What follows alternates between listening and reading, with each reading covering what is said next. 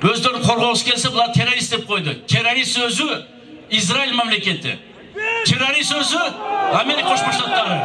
Террорист өзі Батыс Европа. Көбірек дуа қылайлы.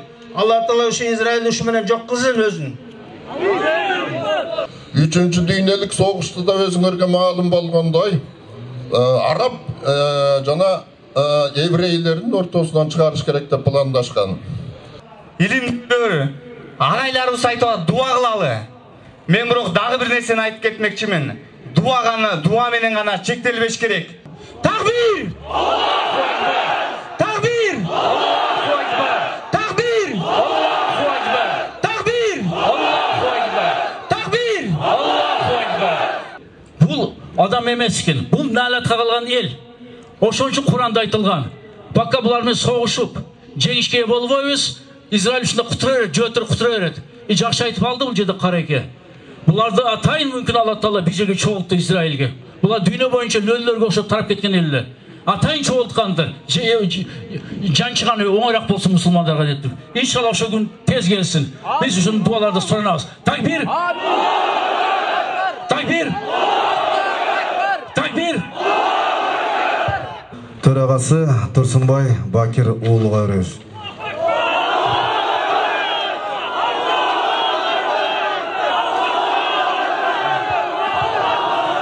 Чоң рахмат, урматтуу. Кейін кетіп отқандай бірге пұтыңармен басып кеткілі бар мұсылға таштайыз Израиль желегені. Бұяқта болса біз мұсылман өлкө өздеп тұрып, бұяқта жөтіріп, гимдерді атып атса Израильдің. Башқачы тарбие беріп атса біз қайыр мұсылман. Ошон үшін мен дами жол талап қылам, ошо мектептер жабылсын. Забор паборымен жана Давид жылдызымен бары жанчылсын жоқ болсын. Израиль қандай Палестинаны жанчып ата, талқылап ата, бұл мектеп фундамент кішкене үшін талқылап салыш керек.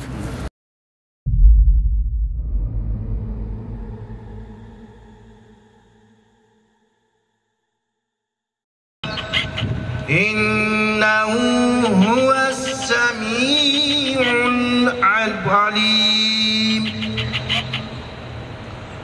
وآتينا موسى الكتاب وجعلناه هدى لبني إسرائيل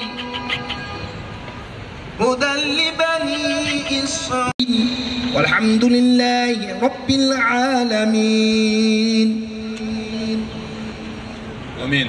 اللهم صل على صبر bergen, gücü kuvvet bergen ya Erhamer Rahimin. Allah subhanahu wa taala oşol jerge Huday Taala'm özüň jardamçylaryňdy, özüň közü görünbey turgan jabar jardamçylaryňdy Allah subhanahu wa taala özüň jönötüp, zalimlardan zulmudan Huday Taala'm oşol bir tuğandarız Allah Taala'm özüň kutkargyn ya Erhamer Rahimin. Yüregizde jakşı niyetlerizde Huday Taala'm özüň kabul kılgyn.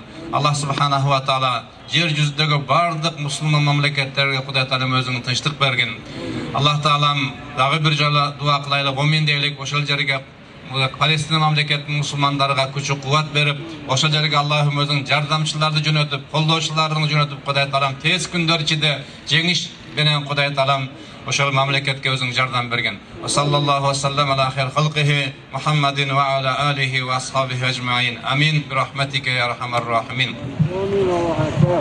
Birinci sözdü Erkin Kırgızstan Partiyasının lideri, төрағасы Турсунбай Бакирулуга берели. Auzubillahimineşşeytanirracim. Bismillahirrahmanirrahim. Kımbattуу ağa iniler, ece karındaşlar, oğul kızlarım, barınarga tereň rahatçylykty bildirem. Muna biz Kırgızstanda turup, emayka jete albayбыз экен. Çegerabız общий bolgonda ötüp baratlyk. Meşek sanamayım bizim jigitlerden. Ötüp barıp jardam beretlik. Ökünüştü. Hiç kimimizi kirgizbeydi ayağa. Koңшу Arap өлkölerde kirgizbeydi. Bile biz emes. Dünyada jötörgü açısı gelgen köylü musulmanlar aytıp atadı. Bizge çegeran açıp bergile Arap өлkölер. Bizge jardam bereli dep. Bir albaytışadı. Oşondan karaykeleriniz aytkanday dua. Дуа. Ең күшті құралыбыз. Қара келесілігі рахмат. Аллах разы болсын. Муфтиятымызға мына өзді қатысып беріп отады. Башқа өлкелерде мұндай емес. Өзгөчө мыналы мурдагы сыр өлкөлөрдө. Кудайга шүкүр. Биз дайыма өздүн Палестинанын бир туугандыгыбызды далилдеп туруп атабыз. Бүгүндө өзгөчө түнү көрдүңөр эмне болгонун. Жөөттөрдүн мамлекети, террористтик мамлекет Израиль bir gana samolotun bomba taştavay, tankalardan girgizip, puşkalarını atıp, cançı vatat İsrail'de. Kaç adam ölgönü hiç kim bilmeydi. Hiç kim bilmeydi. Ankeni Salamat Sakto, ministrliği Palestina'da işte alba kaldı, barcık talkalandı.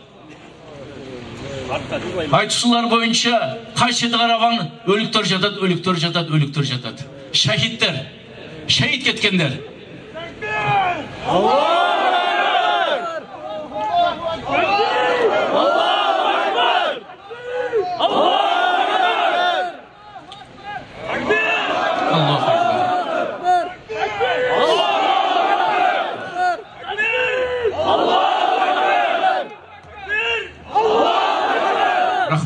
Rahmat bir tuğandar.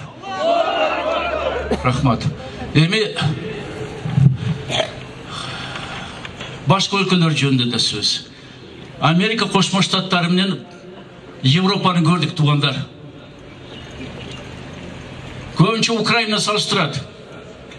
Ukrayna başka, Palestina başka. Ukrayna samolotları var iken, tankaları var iken, puşkaları var iken, BTR, Vezdehot barcığı var iken, avtomatları, grandamet, pulemyot barcığı var iken, Palestina'da ne var? 75 yıldan beri taş bile soğuşup жүрді Palestinlikler. Bir de kural taş bolgan. Bir kişi kural tavışıp oşamnen. Özlerini korgağız gelse bunlar terörist dep koydu. Terörist sözü İsrail memleketi. Terörist sözü Amerika Koşma Ştatları. Terörist sözü Batış Avrupa. Allahu Ekber! Tekbir! Allahu Ekber! Tekbir! Allahu Ekber! Kıymetli bir tuğanlarım. Palestinalıklardan ayakta yaşasını Batış'ta kalıp aytad, Jөөттөрдү memlekette kalıp aytad. Mına hem qarap körülü, kanday kahraman batır el Palestinalıklar. Şunça günden beri jarıya kılıp atad. Sizler түштүккө баргыла, силерди тийишпейбизлерге бомбалабайбыз, бирок бошотулуп бияктı. Биз Хамас менен сүйлөшөбүз дейт. Бирок элине рахмат, Палестина элине. Мына Кудайдан гана коркот экен. Ушул такыба эл экен. Ушундай момун мусулмандар экен. Кетпейбиz дейт. Турабыз жерде. Үйүбүз куласа да, куланын үйдүн арасында отурабыз дейт. Ошондо жатабыз дейт. Бирок Палестинанын жерин бербейбиз дейт. Мына эми карап көргүлө. Түнү менен бомбаласа да, кары кемпирлери, жаш балдары, аялдар баары турат аякта кетпей. Анткени Жөөттөрдүн планы ушундай. Палестиналыкты аяктан кууп чыгарып туруп, ал жакка кайра Жөөттөрдү, башакты көчүп келген Жөөттөрдү жайгаштыруу. Палестинанын жерлерин аларга берүү. Ушундай жылып Палестинанын жери калбады. Аны картадан көрүп атасыңар. Чоң Палестинада эчнеси калган жок. Ушу Иордандын батыш жери калып тур, газ сектору калып тур. Башка эч нерсеси жок. Ошон үчүн кетпейбиз деп атат. Ошон үчүн ал көп өлкөлөр Шотландия даже христиан өлкө айтып атат. Келгиле бизге дейт, качкындар дейт. Барбайбыз дейт. Биз бошотсок эле ордубузга Жөөттөр кеп калат деп. Бирок ошол мезгилде, ушул митинг аягында биз кичине кайрылуу жасайбыз биздин бийликке. Ушул бийлик, ушул кулак салып ушуна жардам колунан келип аткан жардам берип койсо жакшы болот. Азыр болсо мен көп убактарды албайын туугандар. Башка сүйлөйм дегендер бар, ата ушунча адамдар келиптир. Но бак диним уюштуруп атат. Ушул сүйлөйм дегендер же кагаз түрүндө жазгыла. Же болсо бакты өзүң кандай иреттейсиң билбейм. Но бири-бирибизди кайталабайлы. Şu 3 мүнөткече сүйлөсөк болот. Кандай көрөсүңөр? Көп сүйлөсөң сөз кайталанат. Ошон үчүн сүйлөйм дегендер 3 мүнөттөн ашпасаңар регламентти бузбасак, анткени митинг боюнча биз уруксатты алдык, жоопкерчиликти мойнубузга алдык. Тартипте өтсүн, мага азыркыдай. Мен силерден ыраазымын, Аллах силерден ыраазы болсун. Палестина элине боштондук. Такбир! Takbir! Takbir! Азыркы сөз Палестинанын представительдерине беребиз. إخواني أخواتي السلام عليكم ورحمة الله. إننا نقف اليوم لنناصر إخوتنا في غزة وفي فلسطين. Урматтуу туугандарым дейт бул киши. Мен өзүм ошо Палестина мамлекеттен келгенмин дейт. Өзүм инженер, архитектор болуп иштейм ошол жерде дейт. Андан кийин сиздерге чоң ыраазычылык билдирем дейт. Кош келипсиздер деп атат. Палестинадагы бир туугандарыбыз азыр ошо Акса мечитиде ошо бомбалардын астында калып атат. Биз бул жерде ушундай бир тилектештигибизди билдирип, дуа кылып келип турабыз. Сиздерге чоң рахмат. Bir kança жылдан beri biz ошо Палестина мамлекетте жашап атабыз. Бирок тынчтык бизде жок. Дайым ошо Израиль мамлекетинин зулумунун астында жашап атабыз. Биздин жардамчыбыз бир гана Аллах Таала. إنني أشكركم جميعا فردا على هذه الوقفة المناصرة لشعبي ولأهلي ولإخواني في فلسطين. بارك الله فيكم جميعا. Men sizlerden ar biringizlerge birden razıçılık bildiremin. Uşul жерге kelip bizdin elibizden dua kılıp turasızlar. Uşaga koş köngül bolbostan jakşı niyetingizleri kılıp turasızlar. Sizlerge ar biringizlerge razıçılık bildirip ketem.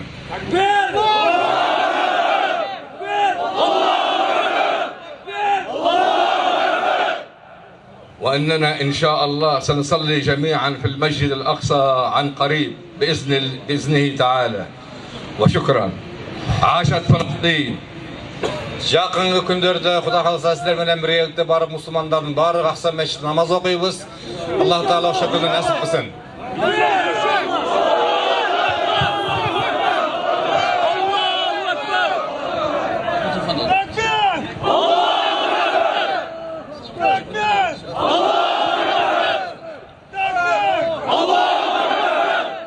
Azır sözdü belgili Müslüman koğumduk işmer Çotonov Özbek Acı'ga vereyim. Bismillahirrahmanirrahim. Assalamu alaikum ve rahmetullahi ve berekatuh. Hurmatlı tuğandar, hazır dünyada faşizmden, terrordun, zulümlüktün en çoğun çeğine geldi de dünya. 75 yıldan beri terör, faşizm, okupasiya olgan. Oşo 75 yıldan beri başka biröylerdin jerin tartıp alıp, özlerin kolap, emi akırı takır jok kıla başladı oşol жерден. Mına kança günden beri kırıp atat. Janagı Hamas karşılıp atat. Hamas dele al bari özleri жазылган, урматтуу тугандар. Bunu провокация дейт. Провокация кылып туруp, анан кийин Hamas каршылдап, ошол жерден элдин бүт бәрин кылып атат. Бүт эч кимдин аябайт. Балдарды да, аялдарды да эч кимдин аябайт атат. Мына бүт дүнө өздөрүнүн кара сандайлыгын көргөзүп, чоң өлкөлөрдүн бирөө да унчукпай атат. Бир гана эл өзү, элдер чыгып каршы болуп атат. Урматтуу тугандар, бул бүт дүйнөгө жана орусча айтканда вызов. Бүт дүйнөгө Израиль өзүнүн ким экенин көргөзүп атат. Дүйнөнүн көпчүлүгү жүзү карап кылып, ошо Израильге жардам берип атат. Курал берип атат Израильге. Ошо эми кичинекей жерде 3 миллион киши турат, күндө бомбанын алдында. Урматтуу тугандар, биз ошо түнү күнү дуа кылып, анан колубуздан келген материалдык жардам көргөзөйлү. Мына азыр берде эмелер бар экен. Жанагы акча чогулта турган эмелер. Ошолорго колубуздан келген жардамдарды берели. Көбүрөөк дуа кылайлы. Алла Таала ошо Израиль ушу менен жок кылсын өзүн.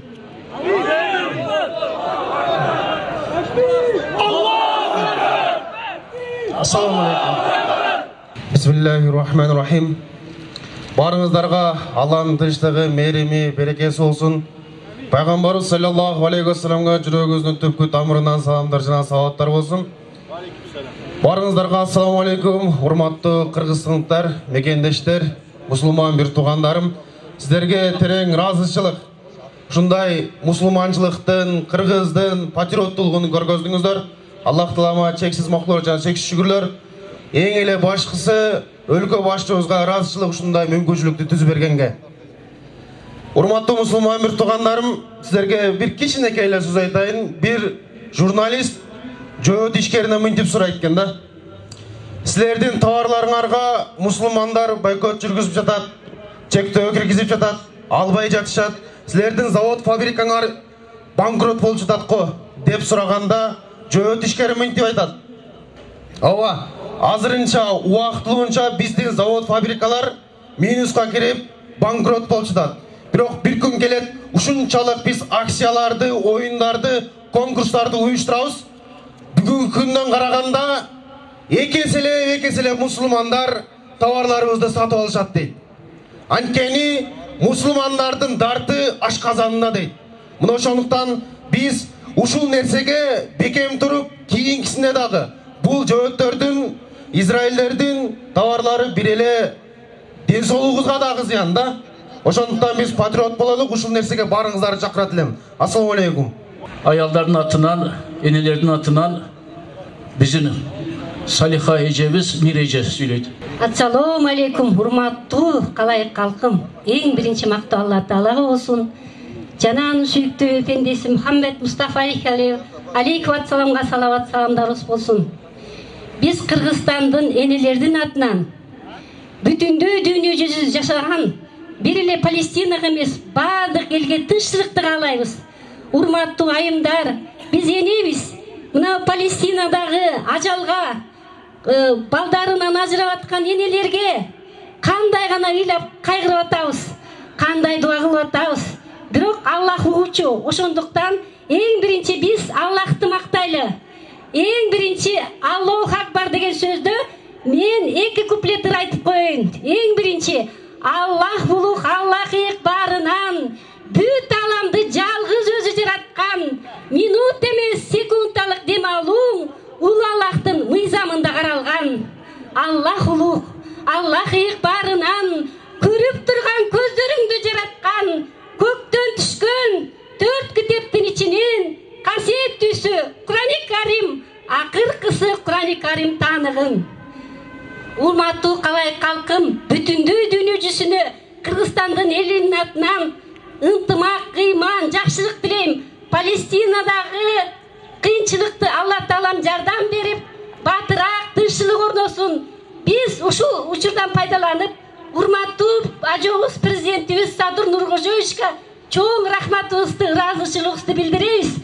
Жана ошондой эле биздин салих кишилерибиздин бири ыймандуу биринчи омбудсмен Турсунбай Бакир уулуна жогорку кеңешке 2-3 жолу сайланды. Ушул ыймандуу адамыбызга дагы ушул кишинин себепкерлигине моомда элдин баары чогулуп атат. Сизге дагы Алла ыраазычылыгын берсин, үй бүлөңүзгө, бала чакаңызга жакшылык берсин.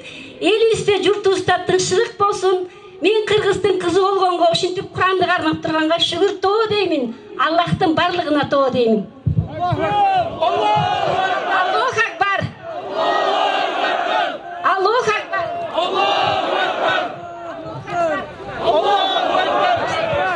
Амин.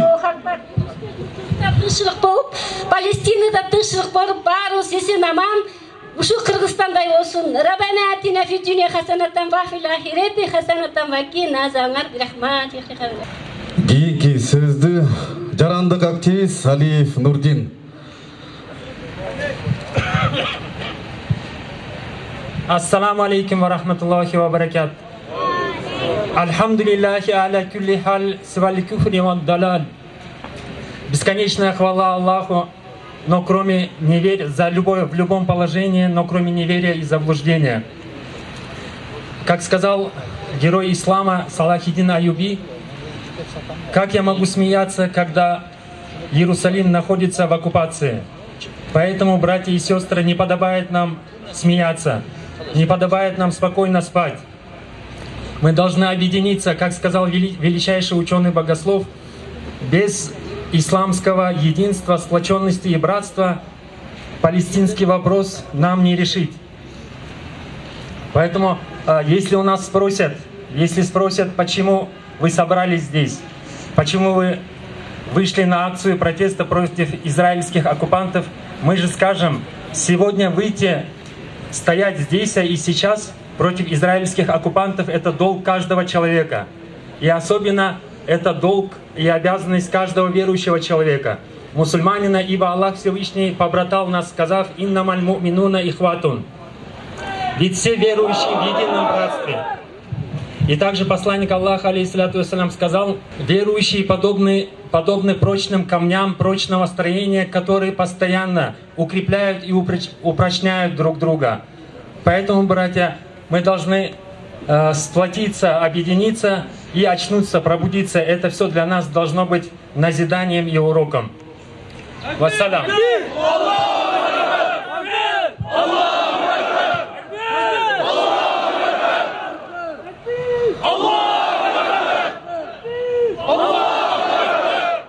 Рахмат.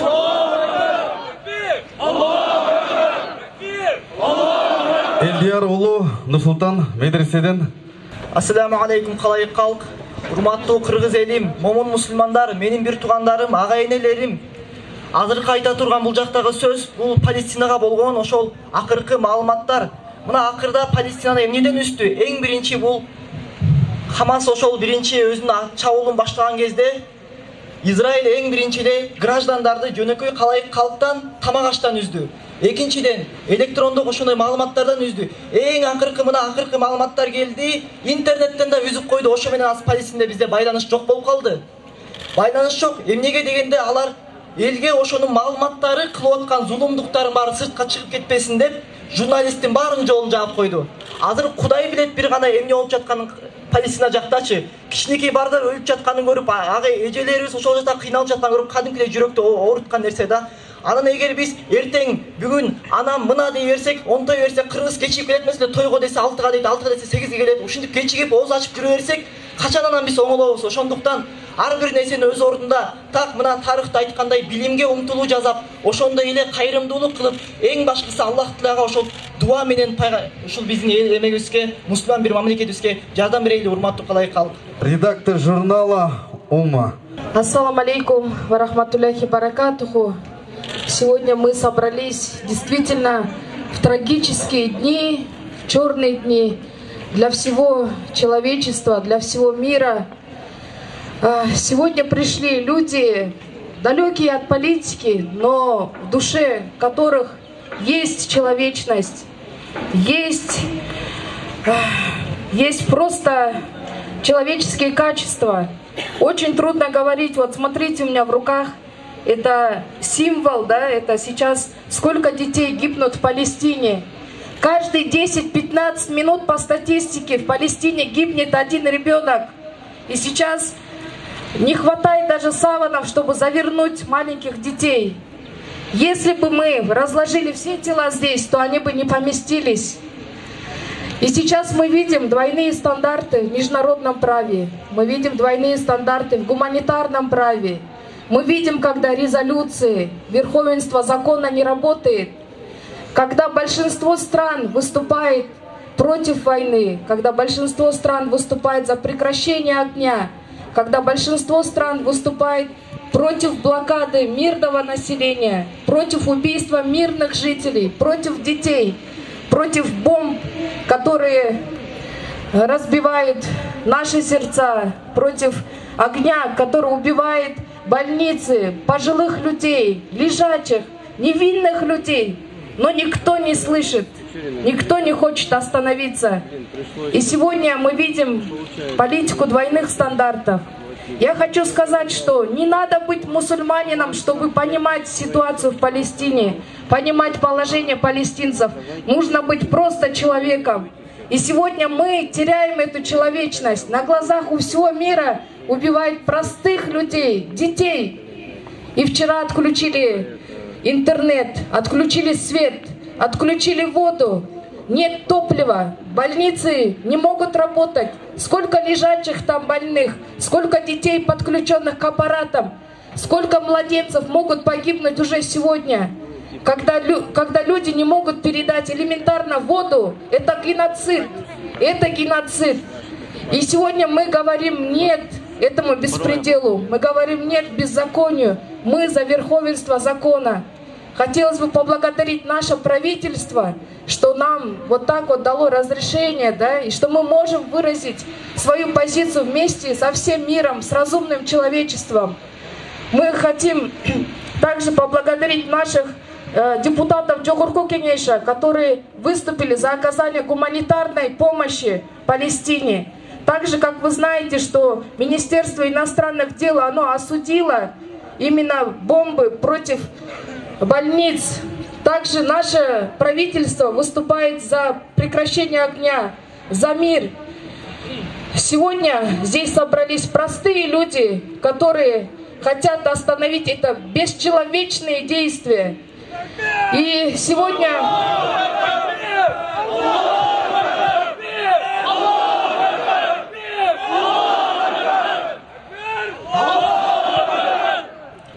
И как вы знаете, вот 3-4 дня назад наш фонд Алюма начал благотворительный сбор официальный на гуманитарную поддержку сектора Газа. И у нас есть партнеры, это турецкий фонд, который сотрудники непосредственно, несмотря на бомбы, несмотря на различные ситуации, они работают там, доставляют продуктовую помощь. И, иншаллах, на днях будет оказана первая гуманитарная помощь из Кыргызстана, которая будет раздаваться на местах. Поэтому, если кто хочет оказать помощь, можете вот в Инстаграм зайти, исламский журнал Умма Мэккейджи, сделать свое пожертвование. Иншаллах, я думаю, что наши молитвы и наша помощь дойдут до нашего братского народа Палестины. Ассаламу алейкум. Кымбаттуу бир туугандар, мал жерде кут үчө турат, араңарда аз балдар кыдырат. Бул чын көңүлдөн. Көп эмес, аз эмес деп ойлобогула. Бул бир сом берсек да ошол жака барат, ал Палестинага барат. Анан жардам берем дегендер көп. Бүгүн ошол үчүн ал Мариям карындашыбыз азыр сүйлөдү, бул Кадыр Ажымалиевдин жубайы. Ошон үчүн ишенсеңер болот. Ушул карындашым айткан эсебини биз дагы жана материалдар чыгат социалдык желилерге. Ушу бүгүнкү митинг боюнча счетту көрсөтөбүз. Мариям карындаш менен сүйлөштүк, карындашым. Ошо биз ишенебиз. Ушул акча баары бир тиынга чейин аякка жетет. Анан кийим акча эмес, мүмкүн кийимгече же болбосо дары-дармек, же болбосо азык-түлүк менен жардам берем десеңер, анда ушул Бакыт Мойдунов, мага уюштуруучун көрүп атасыңар, ушул Бакыт Мойдуновго жолугуп туруп, алда соцсеттерде бар, бардык жерде көрүп алдыгар, мына Сакалчан орун басарым бар, ушул бала аркылуу уюштурсак болот аны. Бирок негизинен палестиналыктар өздөрү суранып атат. Акчалай жардам болсун, аяктан биз керек нерселерди алып алабыз дейт. Ошон үчүн жана Мариям карындашым айткан эсебине Кудай буйрса чогултайлы. Дүшөн Ажы Абдулдаев, бул да мусулмандардын белгилүү коомдук ишмери, сөздү алышка берем. Ассаламу алейкум, урматтуу мусулман туугандар, урматтуу Кыргыз Республикасынын жарандары. Мына дүйнөдө эң чоң зомбулук болуп атат. Мындай зомбулук адамзат тарыхында болгон эмес да. Канча бир дүйнөдөн көптөгөн доорлор жана мамлекеттер өттү. Мында аша чапкан зомбулук бирөөлөрдүн жерин ээлеп алып туруп алас келген кууп чыгуу, өлтүрүү, тынымсыз улантуу, ошондой иштерди. Мындай иште биз каршы турбасак, бул бүт адамзат жалпы күнөөкөр болобуз да. Алла Тааланын алдында. Ошон үчүн биз ушу талап кылабыз. Израиль мамлекети өзүнүн зомбулугун токтотуп, артка кайтып, жана толук кандуу Палестина мамлекет түзүлсүн. Ошол мына 19-кылымдын башында эле Альберт Пайк деген чыккан. Бул аныгылы шайтанга сыйынган сатанисттердин планы менен болуп атат да. Андан кийин англо-саксондук саясатчылар тарабынан улантылып, сионисттик кыймыл түзүлгөн. 19-кылымда Альберт Пайк деген чыгып, Мадзени деген италиялык масондук ложанын башчысы, Мадзени, Альберт Пайк Америкада, АКШда болгон. Ошол экөө 3 дүйнөлүк согушту Австрияның ханзадасына Murasker Ferdinand II degенди өлтүрүп, Birinci Dünyelük Soğuşta ошондо шылтоолоп башташ керек деп, Экинчи Dünyelük Soğuşта өзүңөр билгендей жолдор менен, Üçüncü Dünyelük Soğuşta да өзүңөргө маалым болгондой, Араб жана еврейлердин ортосунан чыгарыш керек деп пландашкан. Ошол былгыган планы иш жүзүнө ашырылып, муну саясатчылар тарабынан ишке ашырылганда, тиги сатанист жанагы Альберт Пайктын. Альберт Пайк өзү Түштүк Америкадагы АКШнын Түштүк Америкалык юрисдикциясынын башчысы болгон, баш командачысы болгон. Ошо Түштүк боюнча бүт ошол жооп берген өзү юрист, бүт китептерди жазган. Анан эми биз мындай иш аракет менен биз шайтанга да каршы иш жүргүзүп атабыз, туугандар. Жеке эле мындай дүйнөдөгү зомбулукка каршы эмес. Ошол шайтан зор душман, өзүңөр билесиңер, Куранда айтылган, ошол зор нагыз душманга каршы иш болуп атат. Ошондой эле дажалга да алдын алага каршылык көргөзүүдө мындай иштер дүйнө жүзүндө активдешүү керек. Ошол себептен туугандар ушундай иш аракеттерди активдүү болуп, мына мен бүгүн кубанып турамын, активдүүлүктү көрүп атамын да чогулган элдерден. Анан ушуну ар дайыма сиздерге каалаймын. Палестинага эркиндик берилсин, толук эркиндик, жерлер кайтарылсын өзүнө. Рахмат, ассаламу алейкум, рахматуллахи ва баракатух. Талайбек Ылайтегинге. Бисмиллахиррахманиррахим. Ассаламу алейкум, рахматуллахи ва баракатух. Бир туугандар, мен кайталанбай, мына проблеманын согуштун чыгышынын тамыры жөнүндө билгенимди кичине айтып койсом. Азыркы Израилдин түзүлүшү бул христиан сионисттеринин долбоору. Бул долбоор каяктан чыгат? Бул долбоор Инжилден чыгат, Библиядан. Библияда ушундай сөздөр бар да. Асмандан түшмөйүнчө Иса алейхисалам жөнүндө жазылат. Еврейлерди, жөөттөр, төгөрөктүн 4 бурчунан Палестинага кайрадан чогулбайынча асмандан Иса түшпөйт деп. Ошон үчүн христиан сионисттери негизи Американдагы, Европанын көп мамлекеттерин башкарышат. Бийликте азыр ошолор турат.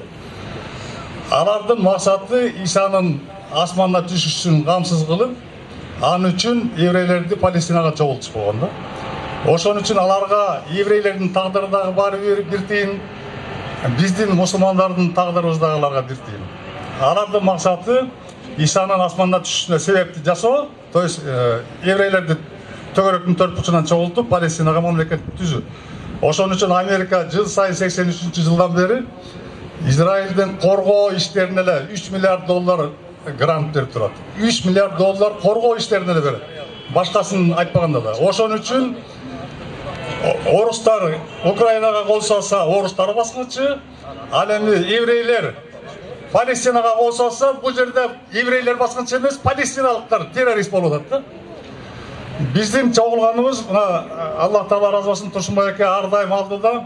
Биздин сиз мындай айтканда туубузсуз, Аллахым разы болсун. Күч кубат берсин. Биздин ушундай иштерди колдоп уруксат бергенге президентибизге да Алла разы болсун. Биз бүгүнкү чогулганыбыз, мына тыйындарыбыз дагы иншалла соо жетет. Аллах Таалага эң башкысы биздин даярдыгыбыз күчөйө бериш керек, бир туугандар. Ар бириңерге рахмат, Алла разы болсун. Такбир. Ассаламу алейкум, урматтуу мусулмандар. Барыңыздарга Алла Таалам тынчтык, береке жана узун өмүр берсин. Мен бүгүн ушул Алла Таалага чексиз мактоо шүгүрлөрдү айтамын, ушака мен насип этип ушундай сүйлөөгө уруксат бергени. Эмне деп айтып кетмекчимин? Мынакей чет элден концерт койсо, блогерлер келсе, чоң бир мероприятиялар болсо, 10 000 деген кишилер, 5 000 деген кишилер чогулат экен ушакачы. Биздин бир туугандар, бир мүчөбүз эмне деп бомбалап, эмне деген ушундай бир 21-кылымда эмне деген зомбулуктар, чыныгы терроризм, чыныгы геноцид болуп жатат азыр.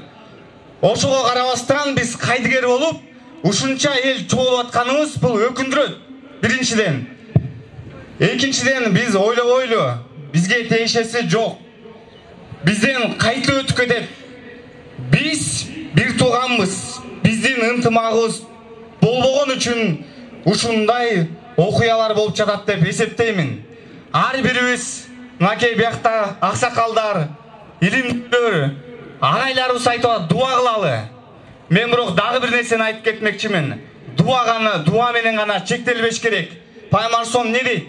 Биринчи көрсөңөр колуңар менен токтоткула дейт, айткыла дейт. Айткандан кийин колуңар менен токтоткула. Ага да болбосо кейгиле дейт. Биз негедир ушунчалык кайдыгер болуп калдык, мусулмандар.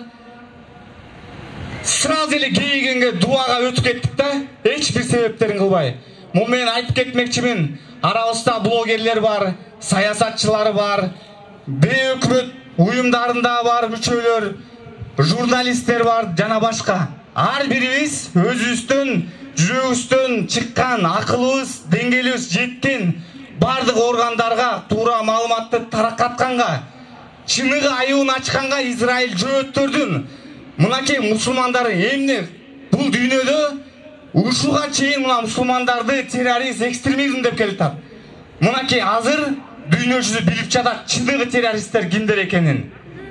Ошол боюнча туура айталы. Баарыбызга ынтымак болсун. Мусулмандарга дуа кылалы. Алла Таала бизге бардыгына Палестинадагы мусулмандарга ынтымак, күч-кубат, сабыр берсин. Энелер отурат биякта. Мынакей мен бүгүн баламдын туулган күнү, мен эстедим ушактагы меникине окшогон балдардан канчасы ажырап атат. Бардыгыбыз тең кайдыгер болбойлу, уюштуруучуларга чоң рахмат.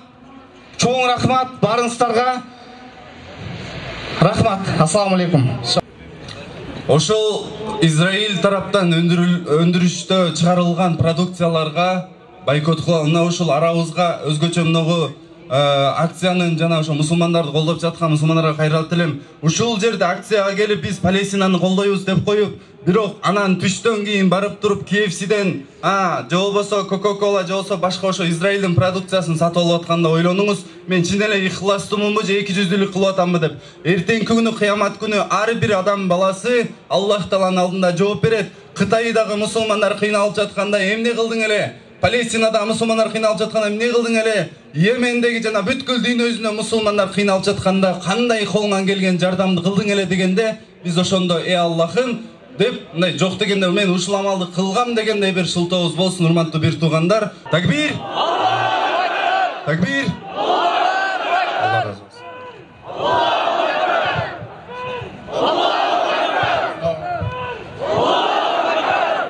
Ассаламу алейкум, урматтуу бир туугандар. Биринчиден ушакты уюштуруп аткан биздин уюштуруучуларга рахмат.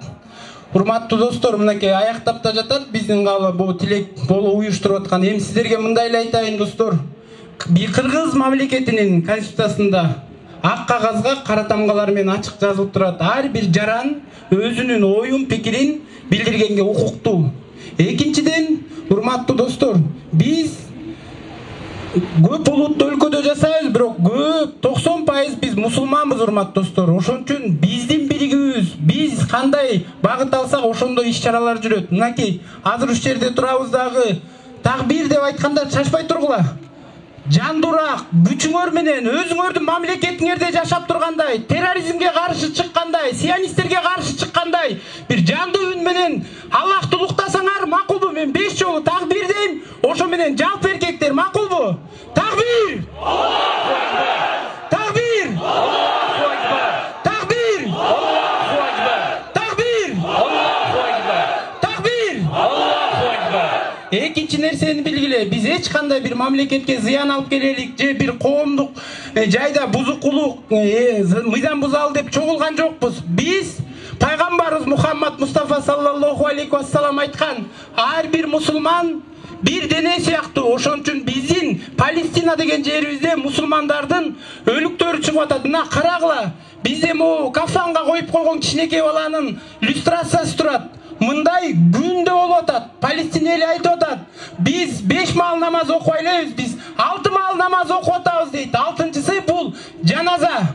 Ошон үчүн урматтуу менин бир туугандарым, азыр мына митинг, тынчтык митинг аяктап калды. Эркектер оң жакка өткүлө, бияк жагына. Кыздар сол жакка өткүлө дагы WhatsApp группа, Instagram группаларга ушул жана мынакей Умма журналынын негиздөөчүсү Мариям Айымдын жанагыдай кайрымдуулук иштери, анан биз дагы жакшы каалоо тилек Facebook'tan, Instagram, Telegram'дардан бөлүшчү нерселер бар. Биз биригелик мына ошондой эле мына митингде айтып кетишти. Жанагыдай жөөттөрдүн продукциясын албайлык. Биз колубуздан келишинче мыйзам чегинде өзүбүздүн иш аракеттерибизди кылышыбыз керек. Бияка эле чогулуп тарап кетпешибиз керек. Түшүндүңөрбү биздин бир тууган мусулмандар? Ошо иштерди аткарабыз. Өзүбүздүн мамлекетибизде жашайбыз. Биздин дин эч качан бирөөгө зыян келтирбейт. Кана да бир жол, 3 жол такбир дейм, жакшылап айткыла. Такбир! Такбир! Такбир! Баарыңыздарга Аллах разы болсун. Чоң рахмат. Счеттун жана ээси келип айтты, биз акча чогултуп, акчаны Туркия фонд аркылуу түз палестиналыкка беребиз деп. Ошо жака акча которойлу. Мына бакыт инемди көрдүңөр, негизги жүк ушу иниме түштү. Бул да жана гум жардам уюштурам беребиз дегендер ушу бакытты кайрылсаңар болот. Гум жардамды жеткиребиз, отчетторун баары беребиз. Палестиналыктарды көрдүңөр. Бишкекте ошол Газа секторунан, Аляксадан келген палестиналыктар бар. Дайыма буларды биз колдойбуз. Булар да айтып атат, биз да колубуздан келишинче ичине киргизген жардамдарды ичине киргизгенде жардам беребиз дейт. Кыргызстандын желегени коюп туруп, мына Кыргызстандан келген жардам деп туруп.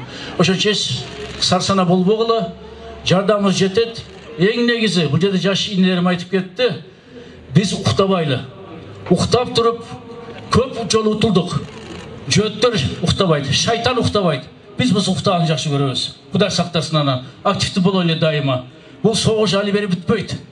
Анткени Израилдин премьер-министри Нетаньяху айткан сөзүн уктуңар. Пока Хамасты бирге жок кылгыч чейин согуш токтобойт деп. Ким качып чыкпаса дейт, Газа секторуна алды террорист баарын өлтүрөбүз деп мына аялдарды, кары, чалы кемпирлерди, жаш балдарды өлтүрүшүп атат. Силер террористсиңер деп. Бул адам эмес экен. Бул наалатка калган эл. Ошон үчүн Куранда айтылган. Пока булар менен согушуп, жеңишке болбойбуз, Израиль ушунда кутура берет, жөөттөр кутура берет. Жакшы айтып алды бул жерде карайке. Буларды атайын мүмкүн Алла Таала бир жерге чогултты Израилге. Булар дүйнө боюнча лөлөлөргө окшоп тарап кеткен элдер. Атайын чогултканды. Жанчыган оңойраак болсун мусулмандарга деп. Иншалла ошол күн тез келсин. Биз ушун дуаларды суранабыз. Такбир! Такбир! Такбир! Бисмиллахир-рахманир-рахим. Алхамдулиллахи раббил аламин, вассалату вассаламу ала расулихи Мухаммадин ва аля алихи ва асхабихи ажмаин, амма ба'д. Урматтуу жамаат, урматтуу туугандар, урматтуу мусулмандар, мен Кыргызстан мусулмандар дини башкармасынын жамаатынын аттан, Кыргызстан мусулмандар алдындар кеңешинин аттан силерге салам айтам. Ассаламу алейкум ва рахматуллахи ва баракатуh. Ошону менен биргеликте эле Кыргызстан мусулмандар дини башкармасынын аттан, Кыргызстан мусулмандар алдындар кеңешинин аттан силерге чоң ыраазычылык билдирем. Мына бүгүн келип, ошо биздин ыйык болгон Палестина мамлекетинин мусулмандарга ошо жерге жакшы ниетте билдирип турасыздар. Мына биздин Каракабыз санажы жакшы аят окуп берди.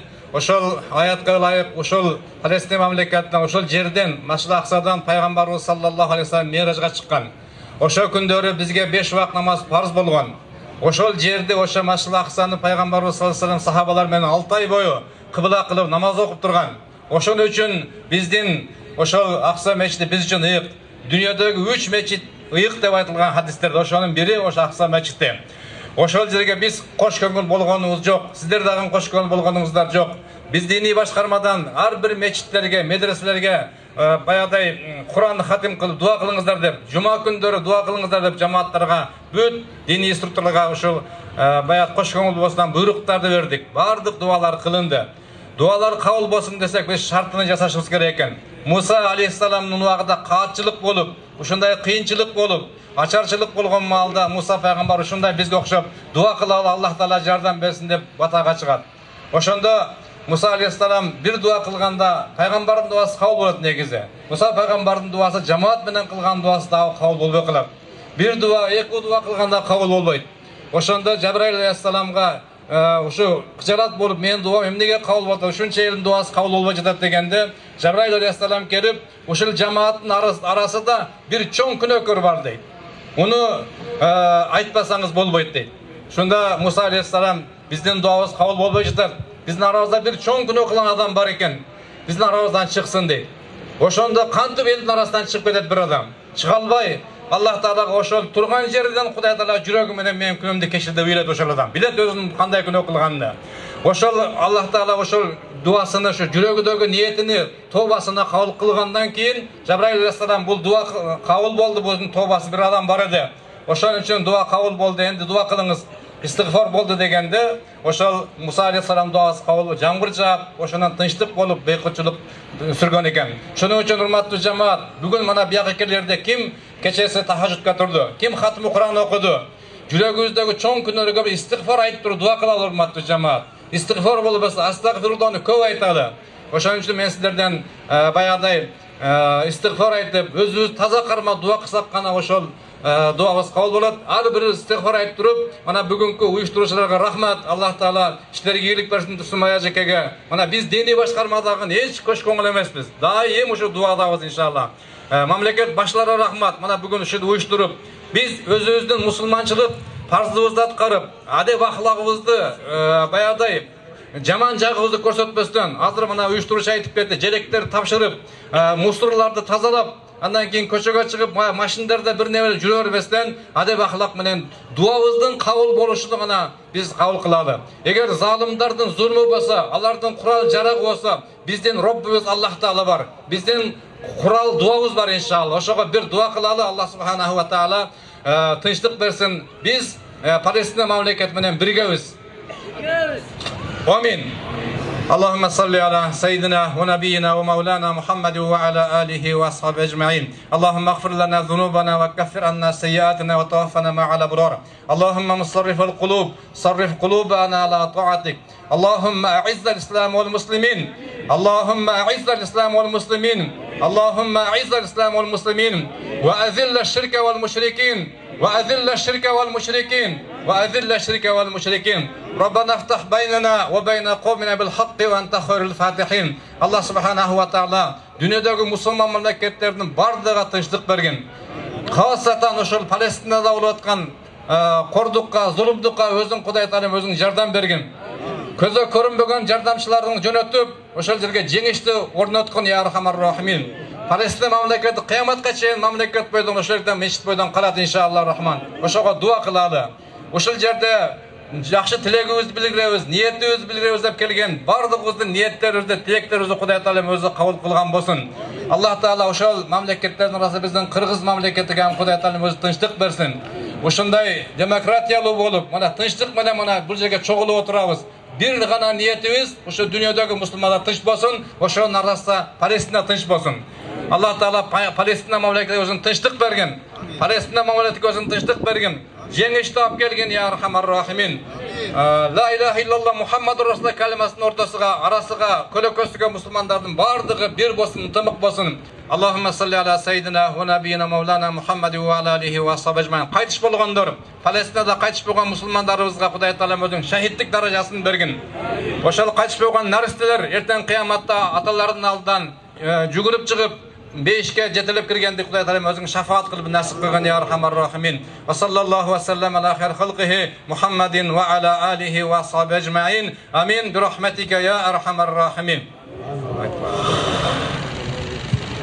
Жыйынтыктоочу сөздү биздин лидерибиз Эркин Кыргызстан партиясынын төрагасы Турсунбай Бакир уулуга беребиз.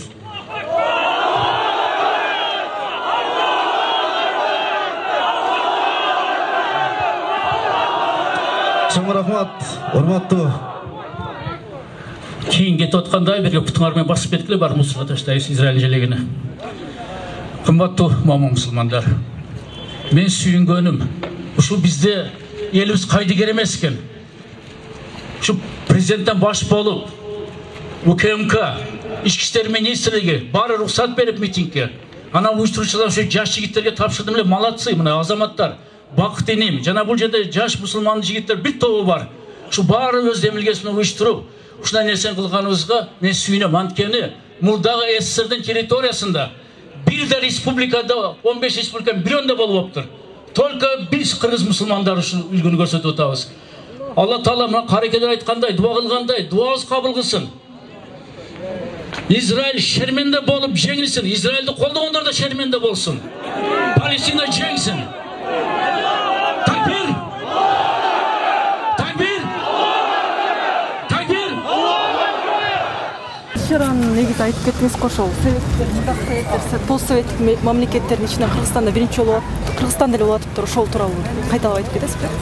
Өкүнүчтүү, бирок негедир Совет Союзу ураганына 30 жылдан ашса, şu 70 жылда ушунча атеистерди айдап коюшуптур. Алар башчы жакта жаш балдар өлөбү, аял кишилер өлөбү, улгайган адамдар өлөбү, кайдыгелик бар да. Же болосо ун чыкпай отурушат, же болосо чык десең келишпейт. Ошондуктан биз башка мамлекеттерге карабай дайыма Кыргызстанда өткөрөбүз. Ушу менен биз билбейм, бир 10-чу жолу өткөрүшүбүз окшойт. Бүгүнкү күндө элге рахмат айтып келет. Өзүңөр көрдүңөр. Буягы Баткен, буягы Чүй, буягы Талас бүт бар жактан келишти элдер. Мусулмандар келип, өзүнүн колдосун көрсөтүп, анан Кудайга шүгүр, муфтияттан биринчи жолу ошо катышып биздин митингтерге өз каракелер келип Куран окушту, дуасын беришти. Бул эң чоң жакшы нерсе. Анан коомдук уюмдар, мына биз көрдүк бүгүнкү күнү депутаттар да келип атты, коомдук уюмдардан келип атты. Коомдуктарда меселе белгилеп кетейин, бул журналыны. Мариям Карнаш келип эсеп кысагынын номерин айтты. Баш сөзүм айтканда элдер көп айтып аттылы, каяка акча биз салабыз деп. Мына бүгүнкү күнү чечилди маселе. Бу Кудай берсе ким азык-түлүк, медикамент, кийим-кечек жардам беремсе, мына Бакыт Мойдонов кайрылсын. Ушу Мариям, ушу бакыттар, ушу Кудай берсе уюштуруп, Палестина түз жеткирет деп бүгүнкү күнү митингди ушуну жарыяладык. Бул жакшы нерсе. Ошондуктан дайыма митингди айтып атканда биз жыйынтыгын карашыбыз керек да. Пайдалуу болобу деп туруп. Ошон үчүн Кудайга шүгүр, мына өткөндө биринчи жолу 21 октябрда, бүгүн болсо көбүрөөк уюштурулган болду. Ушу максатыбыз негизи. Биз алыста болсок да, Палестина менен чек арабыз жок болсо да, ушул алыс Кыргызстандан туруп алып туруп, аларга колдоо көрсөтүү. Биринчиден дуабыз кабыл болсун Алла Таала тарабынан. Экинчиден болсо жардамыбыз түз колдоруна тийсин. Үчүнчүдөн болсо башка элдерде көрүп, өзгөчө мусулман элдер, мына кыргыздар колдоп атыптыр Палестинаны алыс болсо да, биз да колдойлу деп, ушу биз башкаларга өрнөк болойлу. Ушу максатта өткөрдүк митингди. Ажеке, бул Кыргызстандын коопсуздугуна терс таасирин бербейби? Жөөтмө мектептердин Бишкекте ачылышы же Кыргызстан боюнча ачылышы? Элчиликпи же эмнеси? Мектептердин ачылышы. Сиз айтып аткан мектеп боюнча мен өз пикиримди айттым, социалдык желилер аркылуу. Бул мектеп жабылыш керек. Анткени сыртынан баштап эле жөөттөрдүн сионисттик режимдин символикалары турат. Давид жылдыздары турат. Терезе болобу, дубалы болобу. Экинчиден болсо ичинде окуп аткан кыргыз балдарды, кыздарды алар жөөттөрдүн жарандары катарында үйрөтөт экен. Ушу жөөттөрдүн патриотизмин үйрөтөт экен, гимн ырдатат экен. Анан моундай мусулмандар менен согушуп атканда, палестиндерди кырып атканда, булар бул жерден толук колдоп беришет экен. Уят шерменде нерсе бул. Баш сөзүм айтканда бул нак биздин өлкөдөгү шпиондор да. Ошон үчүн биз мусулманбыз, алхамдулилла. Биз өкмөткө, президентке, жогорку кеңешке кайрыла берели, мэрияга кайрыла берели, өзгөчө билим берүү министрлиги мындай мектепте жабылыш керек. Бул Кыргызстан мектебинде кыргыз гимни ойлонуш керек. Кыргыз патриоттор буякта тарбияланыш керек. И биз мусулман өлкөбүз. Биз мусулман дүйнөсүнүн активдүү мүчөсү болушубуз керек. Буякта болсо биз мусулман өлкөбүз деп туруп, буякта жөөтүп гимн ырдатып атса Израилдин, башкача тарбия берип атса биз кайыр мусулман. Ошон үчүн мен дами жол талап кылам, ошо мектептер жабылсын. Забор побору менен жана Давид жылдызы менен баары жанчылсын жок болсун. Израиль кандай Палестинаны жанчып атат, талкалап атат, бул мектеп фундамент кичине ушуну талкап салыш керек.